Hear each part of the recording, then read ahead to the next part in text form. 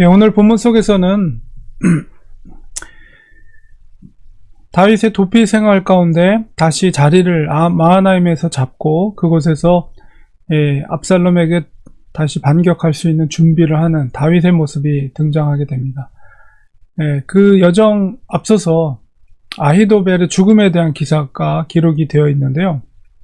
아히도벨은 먼저는 다윗의 책사였고 그 다음에 배신하여서 그의 아들이었던 압살롬의 책사로서 역할을 감당했습니다.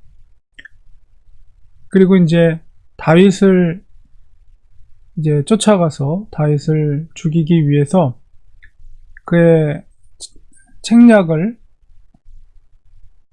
압살롬에게 이야기를 했죠. 그래서 바로 즉시로 쫓아가서 그들이 기진에 있을 때 다윗을 처단해야 된다라는 이제 그런 책략을 했고, 다윗의 친구였던 후세는 그래서는 안 된다. 단에서 브엘세바까지 모든 지파의 군대를 다 소집령을 내려서 소집해서 군대를 이끌고 가서 그렇게 해서 완전히 몰살시켜야 된다. 그래서 이제 다윗에게 시간을 벌어주는 책략을 이렇게 이야기를 했을 때 압살롬과 그 부하들이 바로 후세의 책략을 받아들이게 됩니다. 그렇게 됨으로 인해서 아히도벨은 자기 계략이 시행되지 못함을 보고서 나귀 안장을 쥐고 고향으로 돌아갔다. 그리고 자기 집에 이르러서 집을 정리하고 스스로 목매어서 자살을 하게 된 거죠. 그가 이제 자살을 한 이유에 대해서 물론 자기 계략이 시행되지 못한 것, 단순하게 그것이 아니라 그것도 원인을 제공하지만은 이제 그가 굉장히 탁월한 사람이었기 때문에 압살롬이 그 계략을 선택하는 그 모습을 보고 아히도벨이 자기의 선택이 잘못됐다는 판단을 내린 거죠. 압살롬이 저 정도의 사람이었다면 내가 그 밑에서 그를 도와서 무슨 일을 하기가 어렵겠구나. 계속해서 이런 일들이 발생하겠구나. 결국 아히도벨이 자기의 잘못된 판단, 그것을 생각하게 된 것이고 결국 압살롬의 미래도 결코 박지 못하다라는 판단, 그리고 결국 압살롬이 죽게 되면 결국 자기에게 그대로 그 죽음의 자리가 찾아올 것이라는 몇 수를 앞서서 이렇게 생각을 한 거죠. 그래서 그것이 자기의 판단이 잘못됐다는 것을 깨닫게 되고 결국은 스스로 목숨을 끊게 되는 그런 결과를 초래하게 된 것입니다. 그러니까 이 아히도벨의 죽음은 단순하게 아히도벨의 죽음뿐만 아니라 압살롬이 앞으로 어떻게 될 것인가에 대한 전초적인 사건이다, 이렇게 볼 수가 있는 거죠. 결국 아히도벨과 압살롬이 결별하게 되고 이제 압살롬은 이제 군대를 모아서 요단을 건너가게 됩니다. 그래서 요압이 이제 군대 장관으로서 다윗 밑에 있었다면 압살롬은 아마사라는 사람을 군대 장관으로 삼게 되죠. 그래서 그 사람에 대해서 잠깐 언급을 하고 있습니다. 그래서 그 아마사가 누구인가라고 했을 때 그의 어머니가 이드라의 아들이라고 이렇게 표현되어 있는데, 이스라엘 사람 이드라는 나하스의 딸 아비갈과 동침할 그를 낳았다, 이렇게 말하고, 또 아비갈은 요압의 어머니 스루야의 동생이다, 이렇게 자세하게 기록되어 있는데, 요압의 어머니 스루야는 다윗의 누나죠. 그렇기 때문에 아비갈은 다윗의 누나예요. 다윗의 누나. 그러니까 스루야의 여동생이면서 다윗이 막내였기 때문에 다윗의 누나인 것이죠. 어쨌든 그런 친척 관계 속에서 태어난 아마사가 압살롬의 군대 장관의 역할을 하게 됩니다. 그리고 이제 드디어 이스라엘 무리와 압살롬이 길앗 땅에 진을 치게 되고 다윗은 마하나임의 자리를 잡게 됩니다. 그래서 지도를 보면 이제 예루살렘에서 이 요단강을 건너서 이제 마하나임 저쪽으로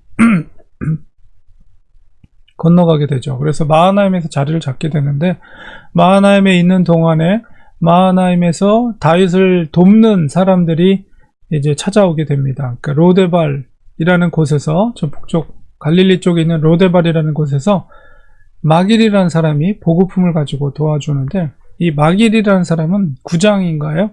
앞에서 바로 무비보셋, 그러니까 요나단의 아들이었던 무비보셋을 돌보아 주었던 사람이 마길입니다.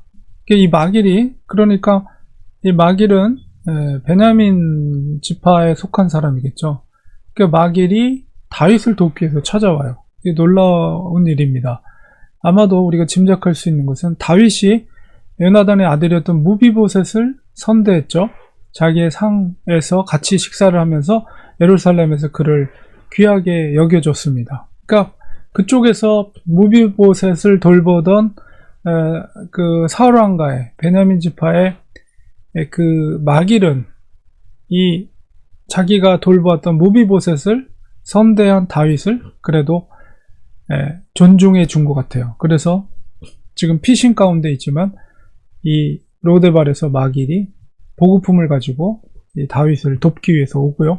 그 다음에 로글림이라는 곳에서 바르실레라는 사람이 이제 찾아와서 필요한 것들을 바로 줍니다. 침상이라든가 대야라든가 질그릇, 먹을 것, 밀과 보리, 밀가루, 곡식, 콩, 팥, 녹두, 꿀, 버터, 양, 치즈, 굉장히 많은 먹을 것들을 가지고 다윗을 찾아오고, 그 다음에 라빠성, 암몬의 이제 핵심 도시였죠.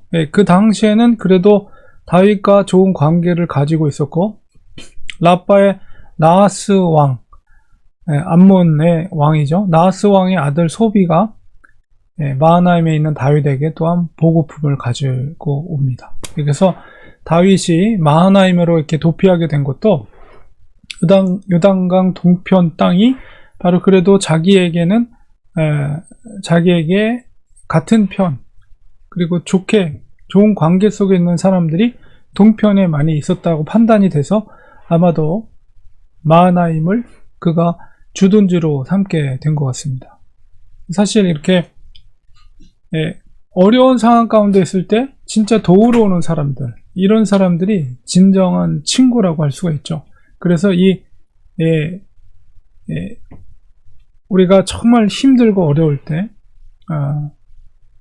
찾아와주고 위로해주고 도와주고 이런 사람들이 진심으로 우리를 돕는 정말 귀한 분들이라고 볼 수가 있습니다. 그래서 이렇게 다윗에게 쫓기고 있었던 다윗에게 무비보셋과 바르실레와 나하스의 양 소비가 이렇게 다윗을 도움으로 다시 재기하고 역전될 수 있는 그런 기반을, 발판을 마련해 주는 것을 보게 됩니다.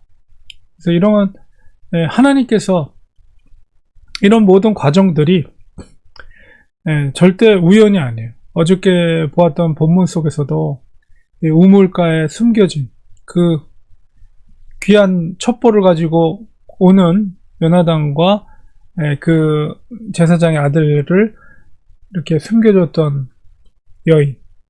여인이라든가 그런 모든 과정들이 결코 우연으로 되어지는 것이 아니라 하나님께서 다윗을 지켜주시고 계신 것이죠. 그리고 다윗을 다시 다윗의 고백처럼 하나님의 언약궤로 다시 돌아올 수 있도록 하나님께서 다윗을 지키시고 도우시고 계신다는 사실을 우리는 기억해야 됩니다.